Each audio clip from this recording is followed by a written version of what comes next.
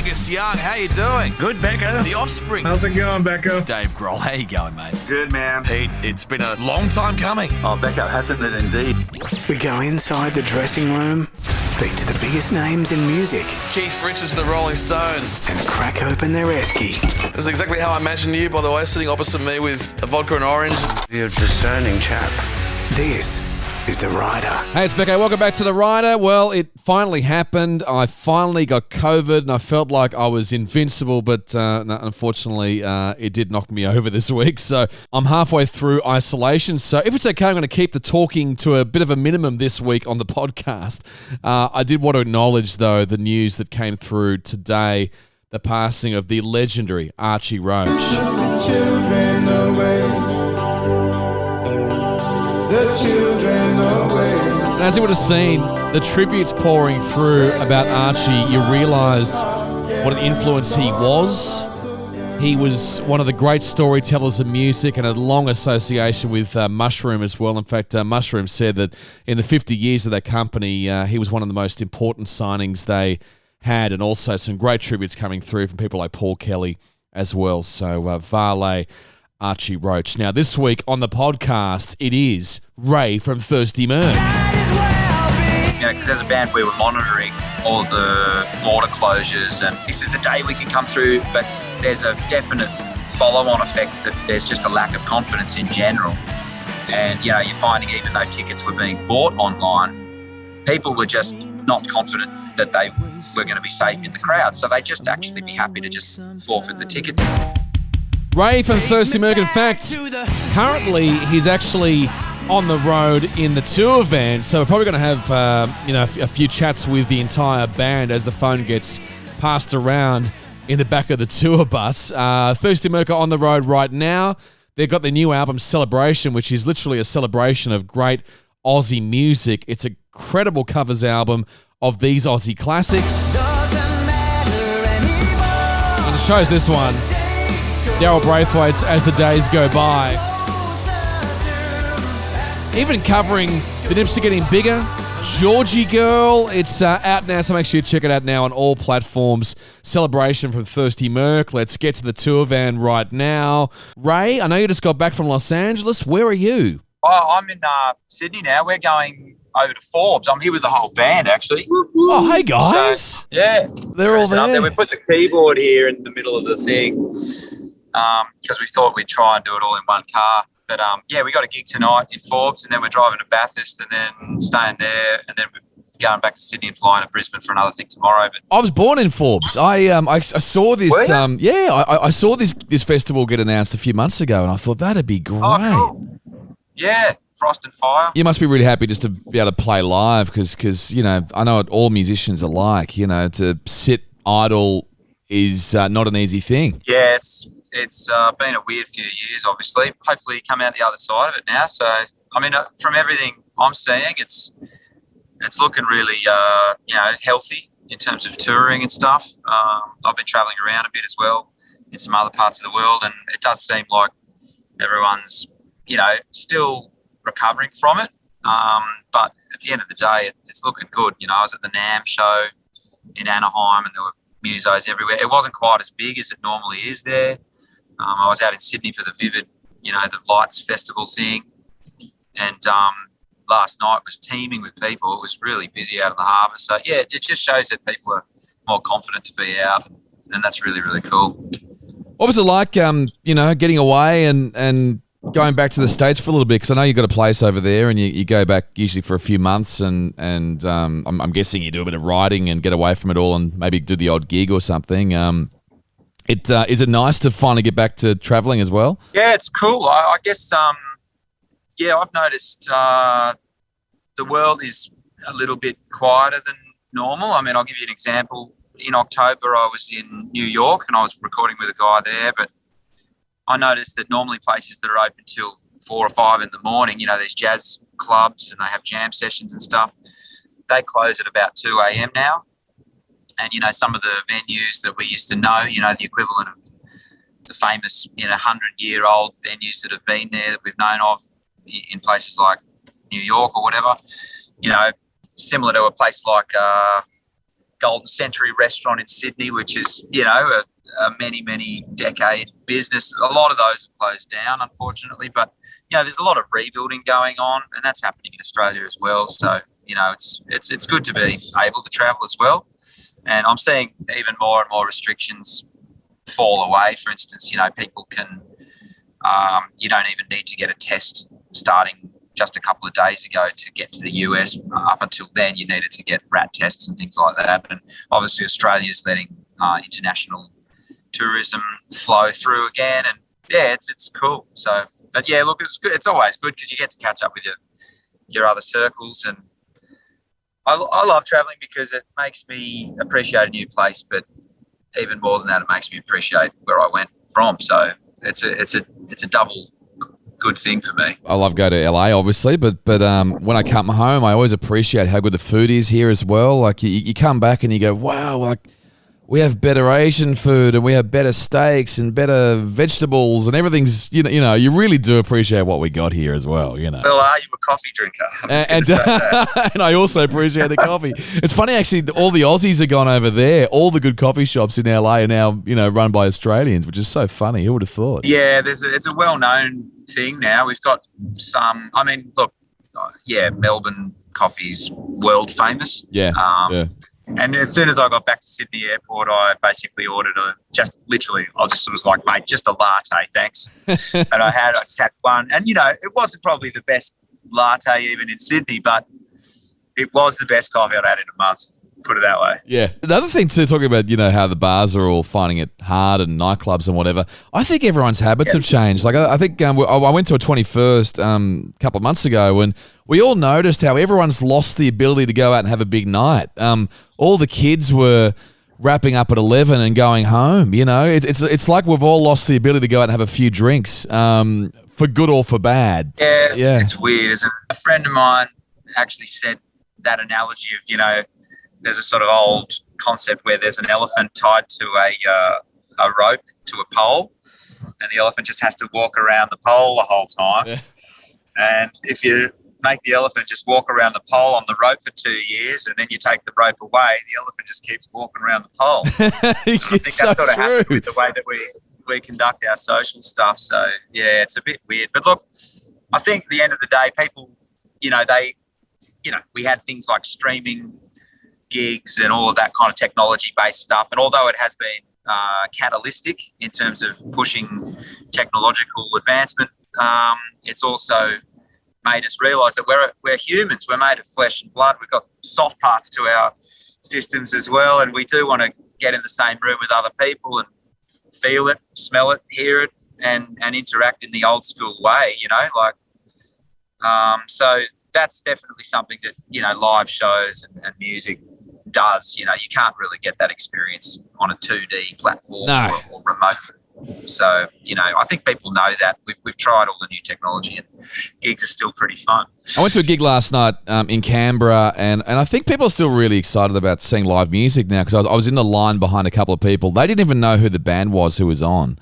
And they were talking to the girl at the door, and they were like, oh, we don't know who they are. And but she goes, look, you're going to have a great time. And he goes, oh, I just want to go and see some live music. And then she goes, that'd be $60, please. And he was like, okay, no worries. And imagine paying $60 to see a band. You didn't know who it was, but I am noticing that everyone is just so excited to be in a crowd and also to feel safe about it. Because I think for the first year, at least after COVID, you just feel a little bit edgy. Yeah, you're absolutely right. I mean, there's been that.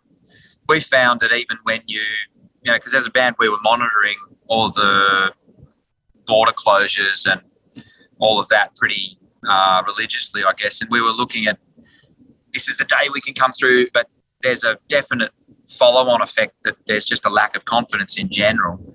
And, you're finding even though tickets were being bought online, people were just not confident that they were going to be safe in the crowd. So they just actually be happy to just forfeit the ticket or want their money back or whatever.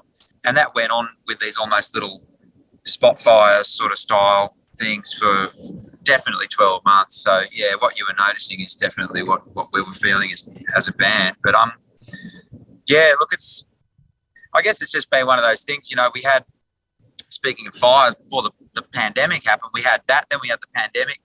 You know, the big news, and you're in Canberra at the moment. Yeah. You know, you're probably hearing every day new governmental moves, and so there's a bit of a new era of thinking on a lot of different levels, I think, in Australia, and I'm definitely feeling that. And I think it's, you know, change is as good as a holiday, as they say. I think it's going to be good that we can, you know, all experience a new dynamic, hopefully, and bring it all back and get back on the road. Let's make it feel normal. Now let's talk about the new album, because, you know, speaking of, the 5th album is out. Congratulations, mate, and it's you're celebrating so many great Australian songs, and anything from Daryl Braithwaite to the Seekers, the Sports. I mean, did it start off as being you know, like a warm up? How did it go from there? It's a good story. I guess we were, you know, kind of reeling with the fact that we thought, you know, a short lockdown period in 2020 was going to be lifted and all of that. But by the time we got to about October, November, we were realising this was a really long haul.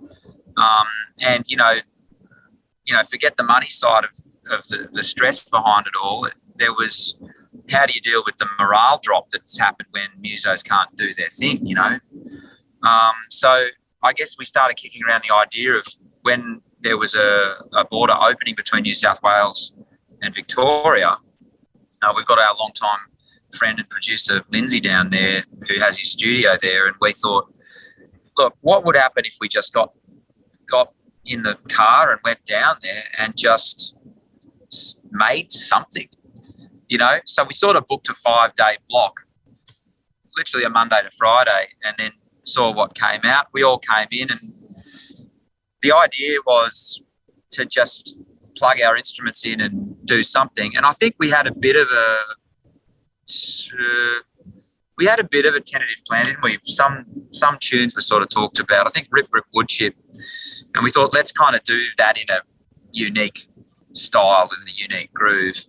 Maybe that might have been one of the initial songs we talked about. But then from there, you know, everyone threw in a song. You know, Mick was saying, I don't know, what you were talking about, the mental was anything thing, or that was Matt. You threw in the idea of doing Nipsey Get Bigger, and then long list of stuff. Long list became a medium list, became a short list. Even songs that I actually hadn't thought of. Black Feather. Yeah, with Seasons of Change. And then, you know, my mum used to love the song Georgie Girl. Yeah, she was a Seekers fan. Even the producer threw in, I think it was actually Lindsay that suggested doing Who Listens to the Radio. And so by the end of that week, we had bed tracks only, really. I guess we had some guide vocals here and there, but it was basically, you know, guitars, bass, and drums sort of sitting in a folder. And then, of course, lockdowns went. In fact, on the Friday, it became very clear that we needed to get out of Melbourne if we were going to get back into New South Wales. We were literally like fast-tracking flights. I think Matt had to go back up to Queensland. He literally booked a flight to like leave, you know, that day sort of thing. But we were doing that kind of hurried, pack up, pack down, and let's work out what to do with it all later on. And then I guess when we got to about March this year, we realised that all that was needed was some overdubs, some mixing, and some vocal finals, and we'd have ourselves an album. And, you know, only at that point I realised this is a really compelling release. We've got something there that does a couple of things. It celebrates Australian music and, you know, I guess, you know, it'd be pretty easy to suggest certain usual suspects, you know, of certain Australian songs. Of course, we've got some big hits on there like As the Days Go By. You know, that's when I think of you, 1927, and things like Georgie Girl, which, you know, #1 hits. It's a good point, though, because there are certain songs you just can't touch. I mean, there are certain songs where, you know, I remember I've been in meetings where, you know, I remember I think a cover came in of an AC/DC song a few years ago, and we were sitting on it just going, some artists, some songs, you just don't go there. Yeah, it's true. Absolutely. And, you know, that's a fine balance, because we were definitely trying to figure out what was going to be palatable, what was going to be a tribute that was going to do it really justice, and where were we able to take our own sort of creative liberties to, you know, massage it into a thing. And, you know, I described in a bit of reflection that I was writing in my notes one day, thinking that we've added the Merc quirk to a few things there, definitely with Rip Rip Woodchip. there's a Renee Gayer track on there that has a fantastic bass octave sound on it, which is awesome. And, with As the Days Go By as well, we were sort of thinking what would happen if we actually made the groove double time and put it through a turbocharger and see if we can make it a rock track.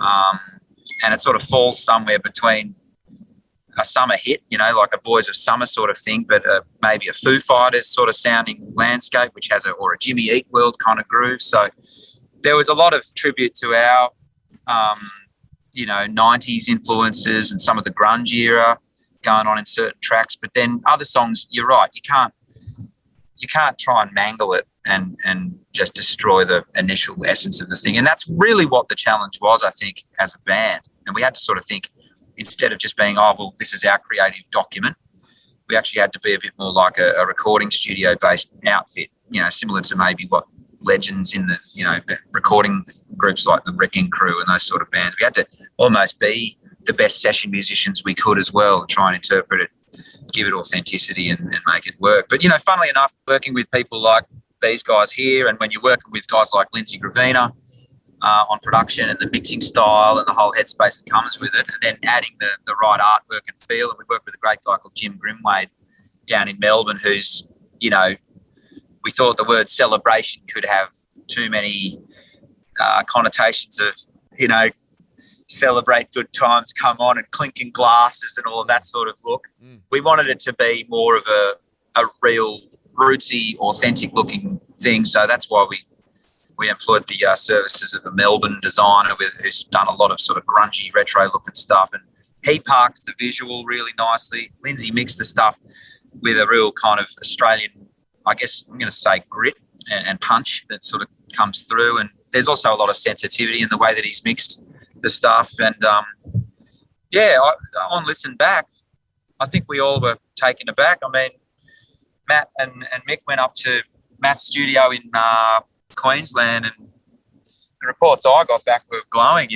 This stuff's sounding great, and it is cool. So yeah, it's sounding good. Must be great. We've released it. Yeah, it's out there, and you can't turn back, and you can't bring it back. I mean, it must be a really satisfying point where, you get the mix back and you hear it, and it's just fat and polished, and you go, wow, that's amazing. But also, it must be a scary point where you send it, put it out to the cloud and schedule it in to be released on a certain day, and you go, well, there's no turning back. It's out there now, and it must be a good feeling. Yeah, it is. It's a bit like giving birth to something.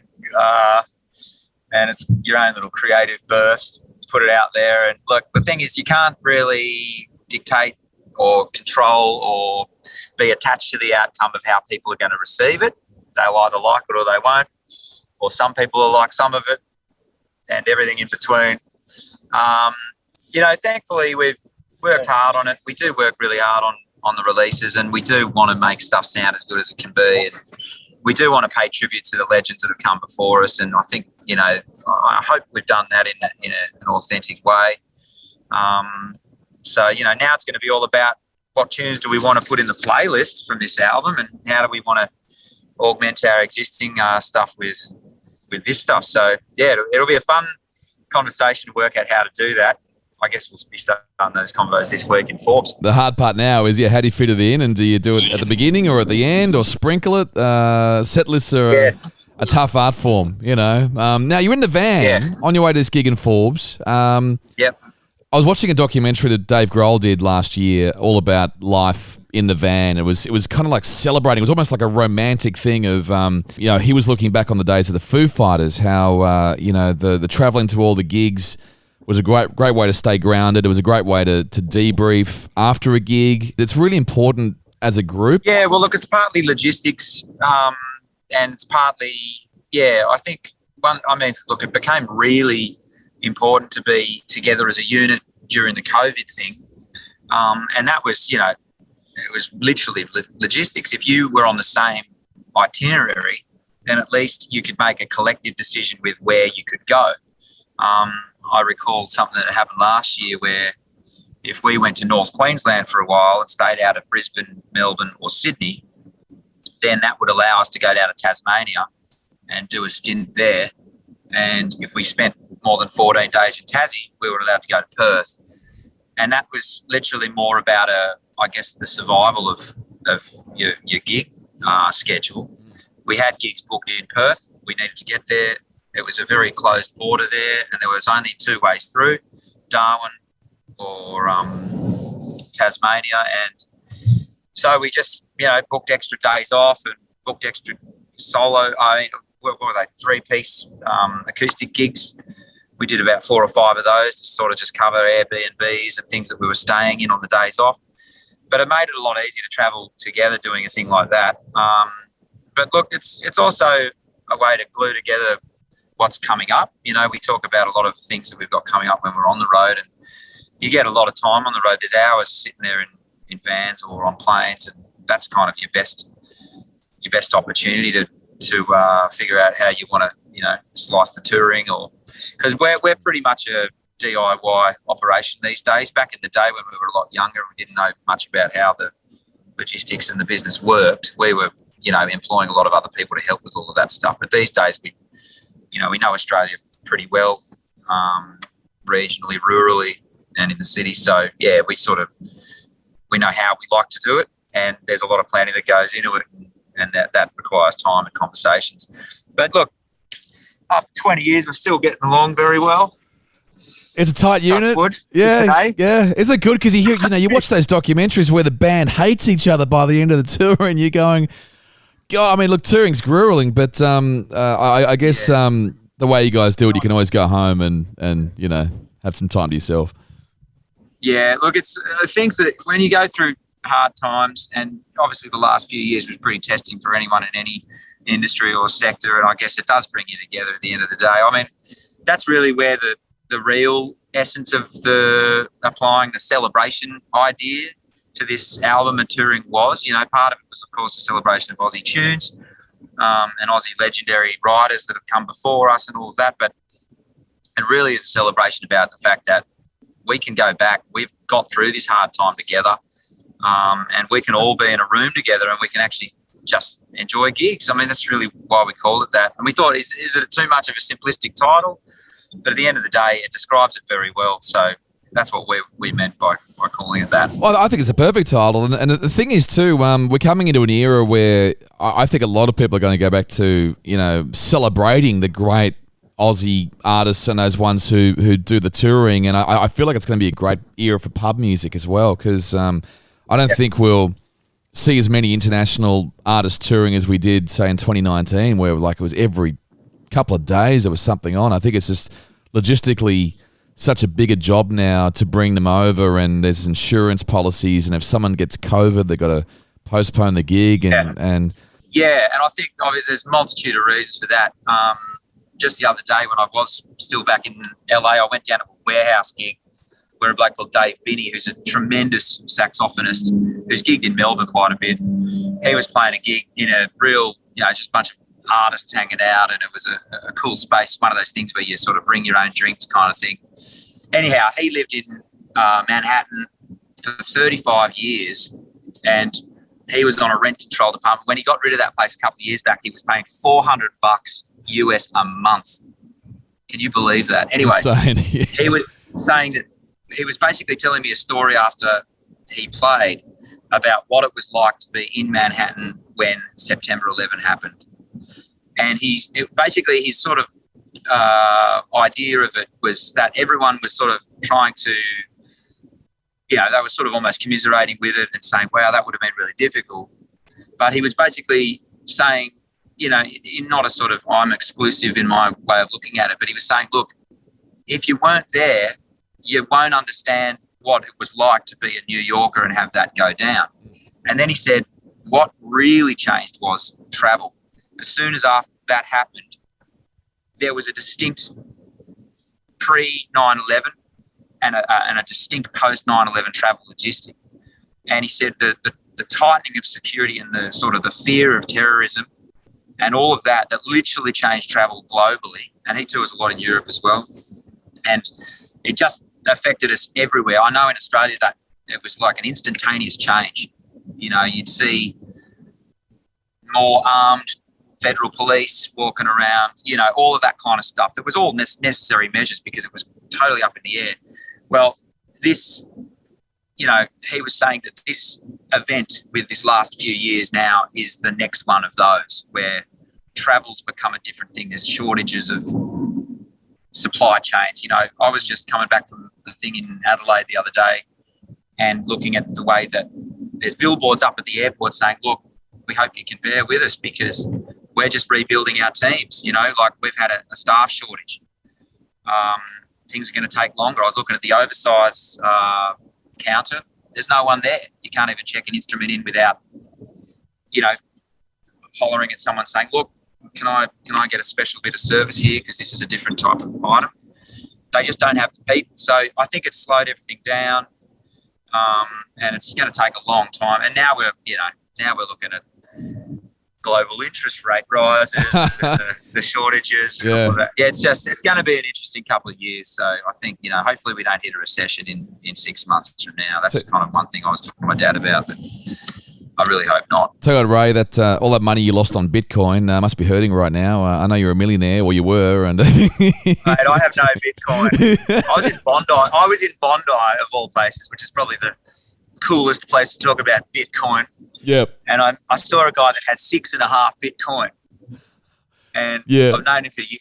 And I was like, that would have been worth a pretty good little portfolio or whatever. And he said, mate, it went down 30% in one night. Anyway, maybe it was a good thing not to get into all of that at this point, but bloody tempting because it just kept going and people were sort of buying Maseratis and everything. And I'm thinking, it just feels like the bubble's going to burst eventually, you know.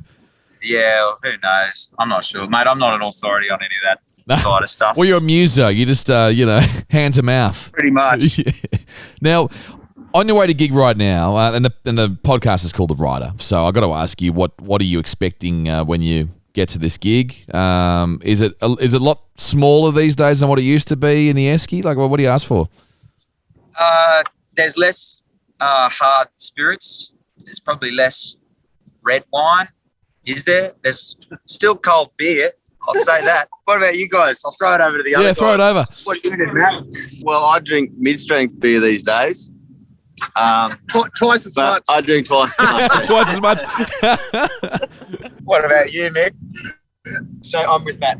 Hey. Yeah. I'll never forget the Sunny Boys rider. They had one line on it. It was just a dozen tennies, thanks. Chilled. Yeah.